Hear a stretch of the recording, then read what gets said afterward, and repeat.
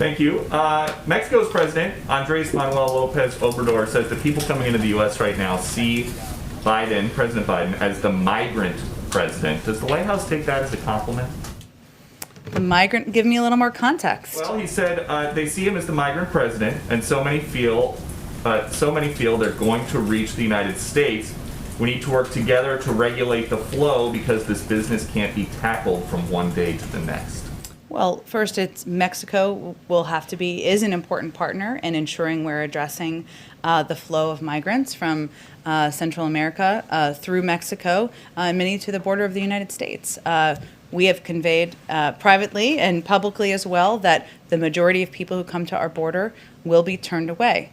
We certainly also recognize that because the president and our administration has made a decision that the way to humanely approach immigration is to allow for unaccompanied minors to come and be treated with humanity and be in safe place while we're trying to get them into homes and sponsored homes, that some more may have come to our border, and there have been, of course, a large flow of children across the border. We recognize that, but we made a policy decision because we felt it was the humane approach. But the facts are, the vast majority of people who come to our border are turned away, and the statistics bear that out.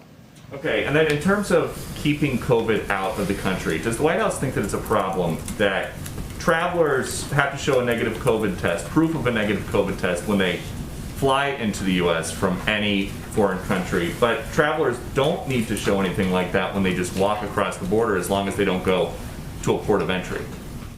Well, I think there's been a lot of confusion about what's been happening at the border as it relates to people who are coming across and what happens when they come across. And I know Governor Abbott down in Texas has expressed some of his concerns, and many of those have not been based in fact. So let me go through a few of those because I know we're all interested in facts around here. One, Governor Abbott has referred to what's happening at the border as open borders, as us having an open borders policy. That is absolutely incorrect. The border is not open. The vast majority of individuals apprehended or encountered at the border continue to be denied entry and are returned under Title 42, as we've already mentioned. Also, he has suggested that we are not vaccinating CBP officers. Again, we like to deal with facts around here. There's no higher priority than the health and safety of our federal workforce. And the Department of Homeland Security and CBP has been clear that currently more than 64,000 frontline DHS employees, including members of U.S. Border Patrol, have received a vaccination. So that's another point just to provide full clarity. The other piece is the question about the testing of migrants at the border, or testing of migrants as they are coming across. And we have DHS and FEMA have stepped in and worked with local mayors, NGOs, and public health officials in Texas to implement a system to provide COVID-19 testing and, as needed, isolation and quarantine for families released from Border Patrol facilities.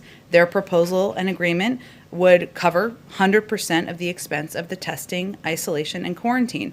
But Governor Abbott has decided to reject that. So there's a lot of confusion about these issues, and I just wanted to provide a little point of clarity here. But not asking about Governor Abbott, asking about President Biden in charge of the federal government.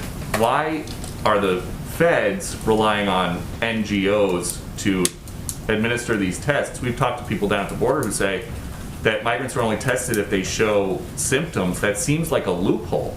That's not an accurate depiction. There's an important role that NGOs, that local mayors, that local officials play in working together. And this is a proposal that was worked with DHS, with FEMA and others to help address and ensure that people are tested. And Governor Abbott, I raised that simply because he had raised a concern about that. And I wanted to be clear that we've put forward a proposal. So I think the question is, why is he standing in the way of local communities getting the funding and support they need to help with testing, isolation, and quarantining efforts? But again, just a question about Biden administration policy. COVID is COVID. COVID at the Dulles Airport Customs is the same as COVID in a border town. So I'm curious why it is that it's enforced for people flying in from other countries, but it is not a requirement by the federal government to test or to prove a negative test anywhere along the border except at a port of entry?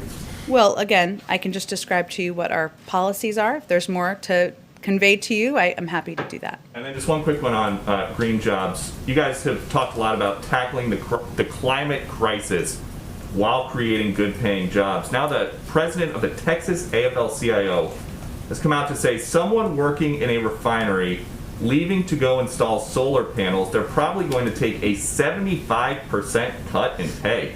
Is that something the administration is aware of?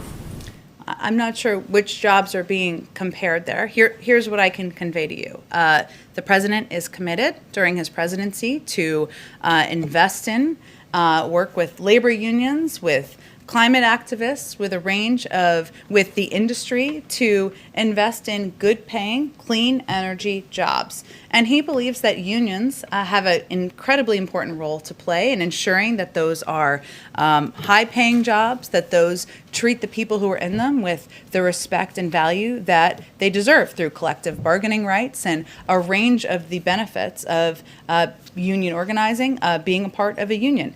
Obviously, that requires additional work and investment by the federal government working with Congress to invest in what we see as industries of the future. Oil and gas jobs are not going away.